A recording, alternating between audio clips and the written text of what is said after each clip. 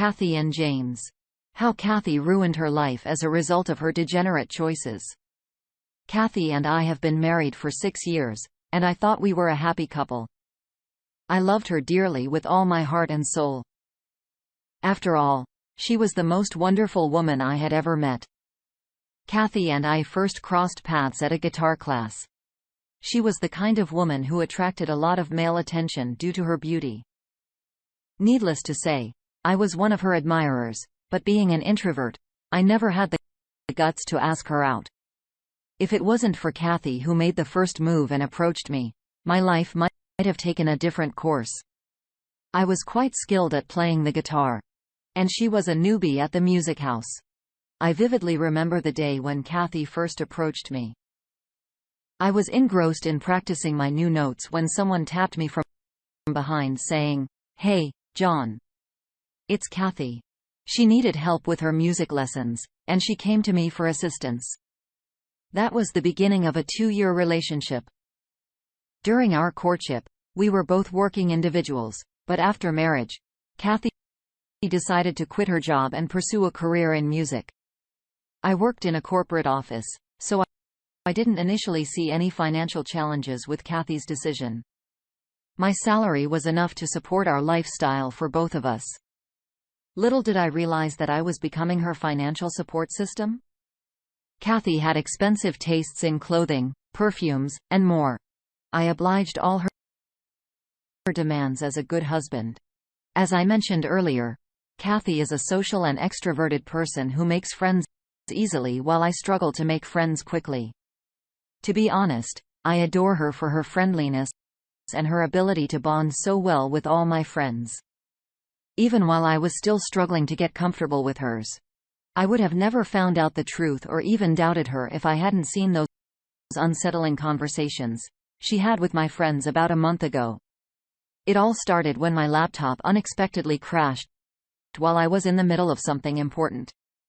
I needed to finish my work, so I reached out to Kathy's laptop. She wasn't home at the time, and her laptop was locked. I called her to get the password, but she didn't respond as she was out shopping with her friends, or at least that's what she told me. I tried various combinations of alphabets and numbers to unlock her laptop. And after attempting several combinations, including our anniversary day and her name, I finally unlocked it using her birth date. Of course, she loves herself that much.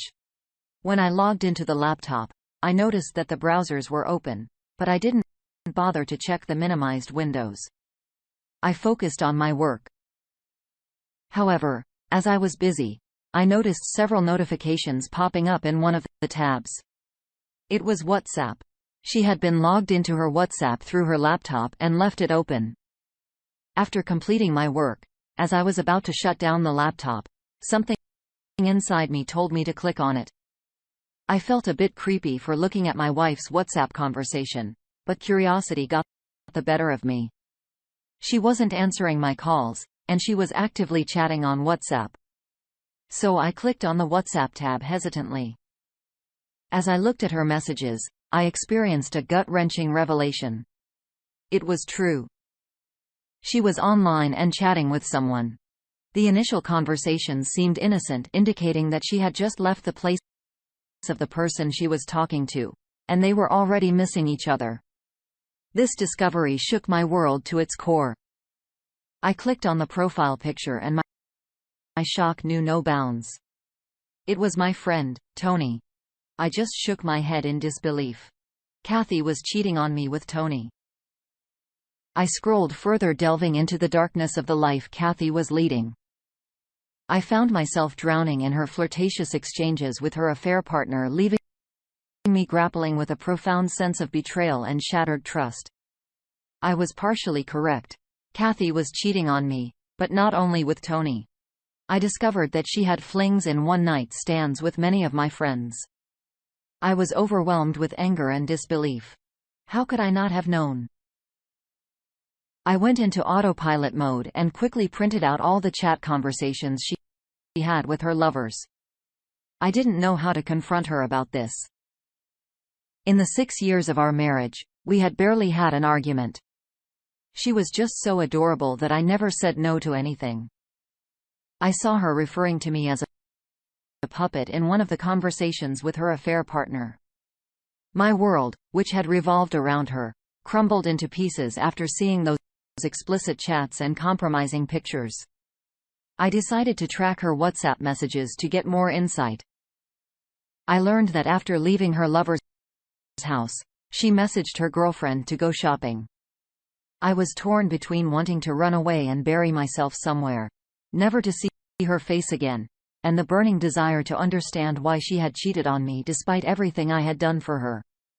I was raging with anger, my head heavy, and I could feel the grief traveling to my gut. As soon as Kathy reached home, I threw the printouts of the conversation at her face. I couldn't think of a better way to confront her. She froze for a moment, seeing herself exposed. If it were anyone else, they might have shown remorse and pleaded for forgiveness, but this was Kathy. She was an entitled woman who seemed to think she owned the world.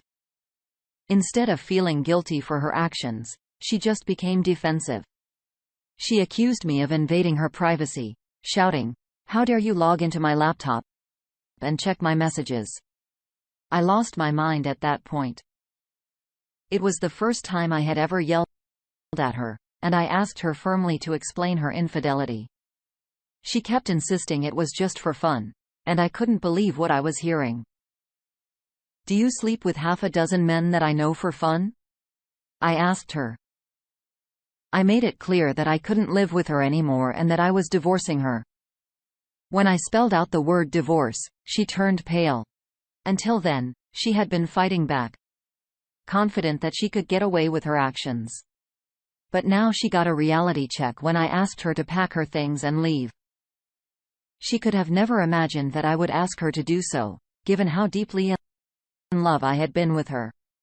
She tried to hug me and pacify me, but I shrugged her off. That's when she grabbed my knees and begged for forgiveness, claiming it was a one-time mistake. I might have forgiven her if it were just a one-time mistake, but it wasn't. It was a malicious act deliberately and meticulously planned, more than a dozen times. More than a baker's dozen times to cheat and betray me. I felt humiliated. She slept with my friends while mocking my loving and subdued nature. She even told my friends that I wasn't wild and adventurous enough, which is why she was seeking those qualities from them. I felt disgusted, and I still can't get over those conversations where she made fun of my love care. The visuals of those conversations continue to haunt me. I left the house and went to my best friend, Mark. Thankfully, he wasn't involved with Kathy, or else I would have been shattered to the court with no one to share my grief. So I poured out everything to him, crying and howling like a fifth grader. After hearing me out completely, Mark suggested that maybe all of this started 2 years back when we met at a school reunion. He said that our school friends were mesmerized by Kathy's beauty and charisma. He even mentioned that Tony, the same day Kathy was with that day, said he would consider himself blessed if he could spend just one private moment with her. I couldn't believe that Mark hadn't informed me about all this earlier. Mark explained that he hadn't taken those remarks seriously and had brushed it off as typical guy talk. It's common for men to say such things about their friend's attractive wife, but it's often not meant seriously. While I was discussing all this with Mark, my phone was bombarded with messages and calls from Kathy, who was asking for forgiveness. In a fit of rage, I called her and demanded to know when all this started. She sobbed from the other end, and I kept repeating myself, asking when it had all begun. Did this happen at my school reunion? In the midst of her sobbing, she finally confessed that it did start at the reunion. At the event, we all exchanged contact information, and that's when Kathy got in touch with my school friend. She admitted that it started with a friendly text on social media, which gradually progressed into flirty conversations, eventually leading to physical infidelity. It started as a one-time experience.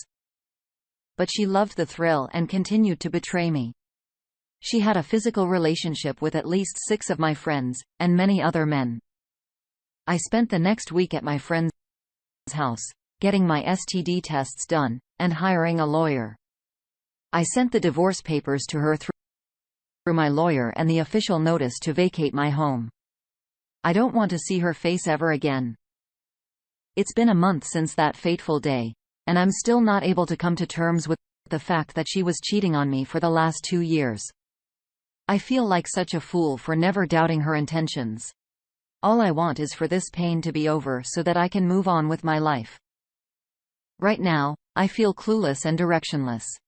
In the last month, I've isolated myself, cutting off from everyone, immersing myself in video games. I've called in sick at work for most of the last month and have been working from home for the remaining days.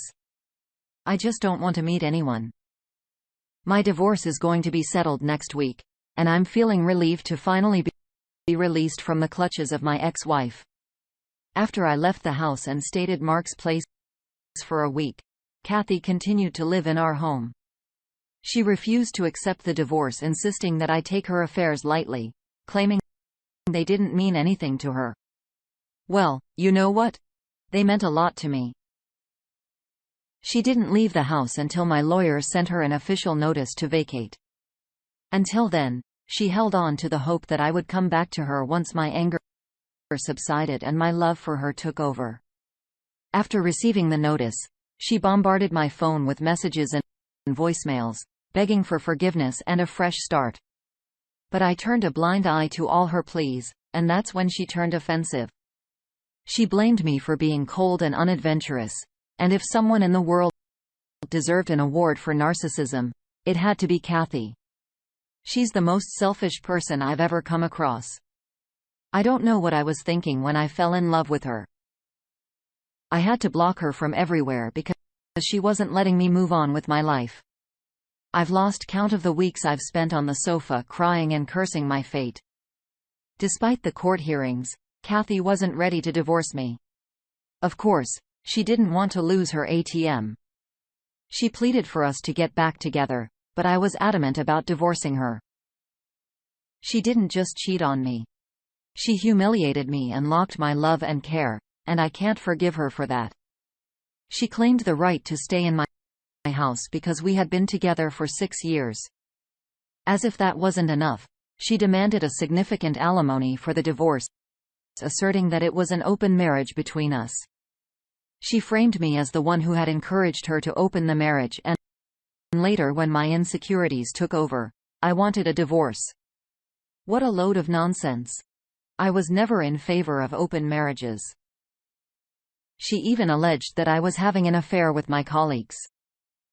Of course, she couldn't prove her baseless claims, and the court rejected her demands. If anyone needs compensation, it's me.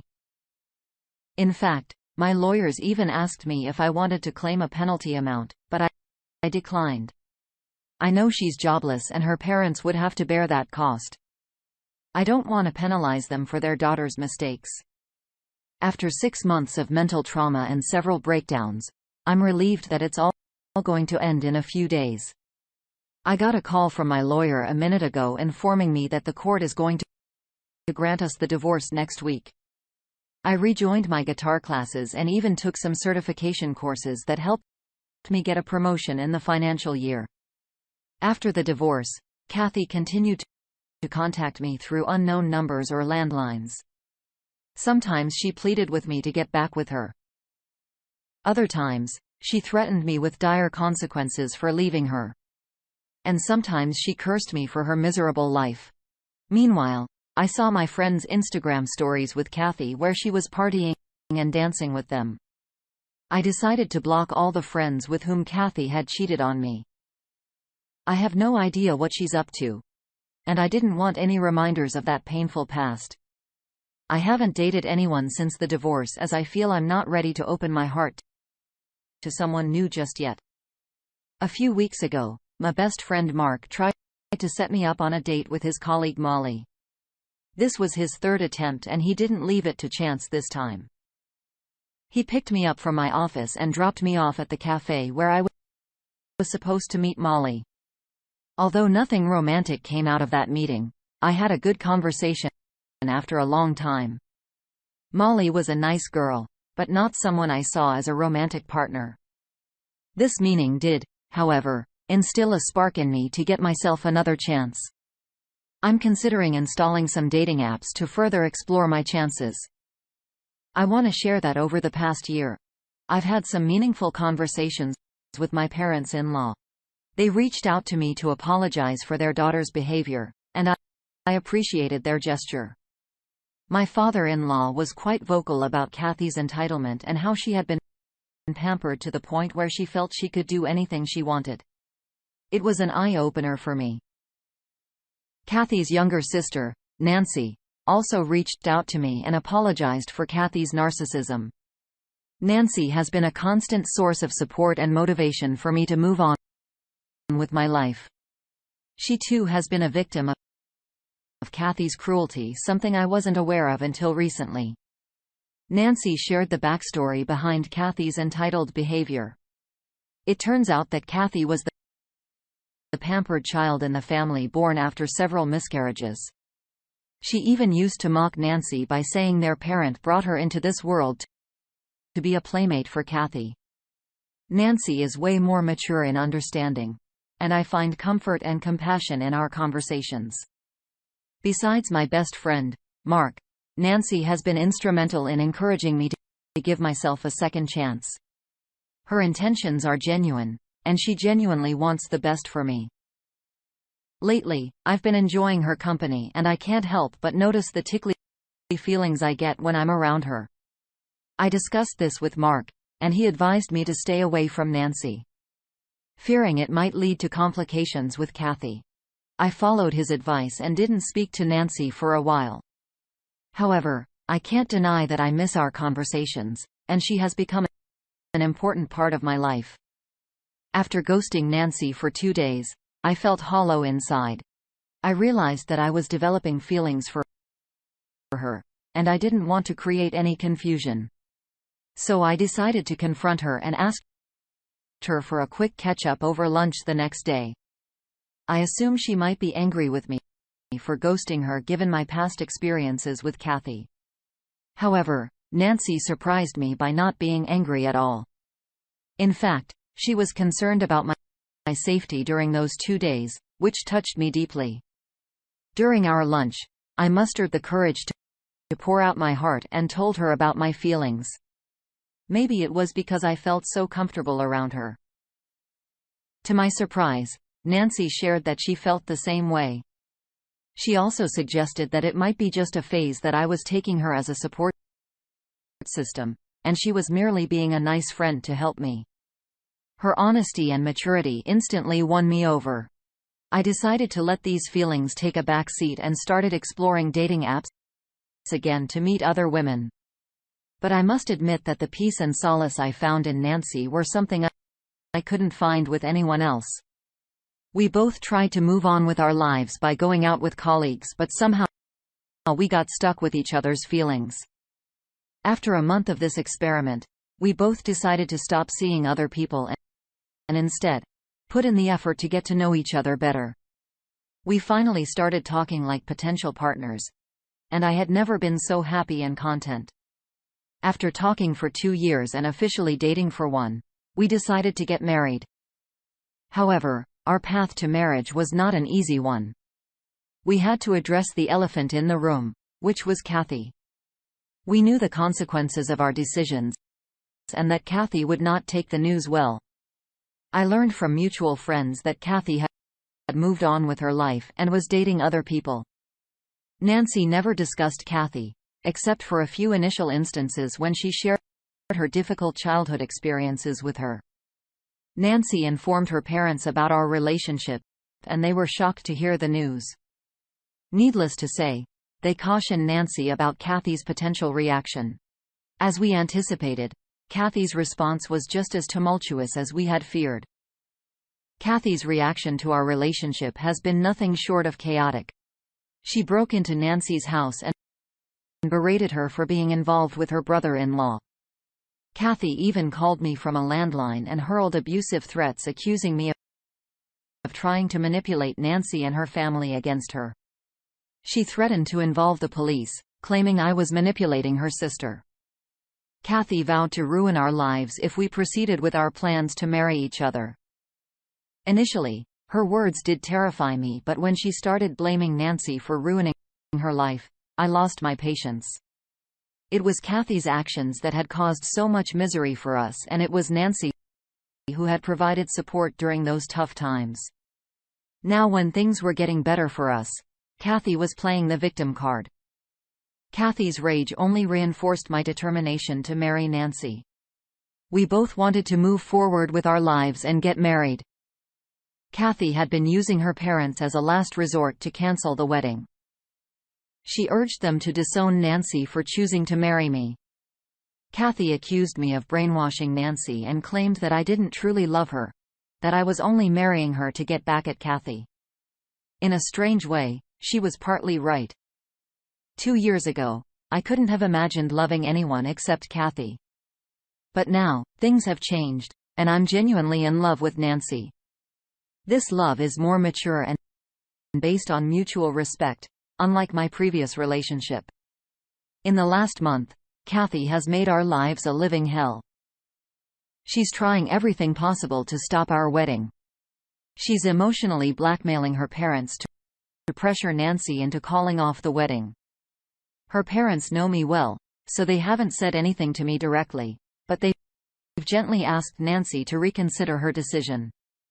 I believe Kathy's parents are also at fault for enabling her entitled attitude.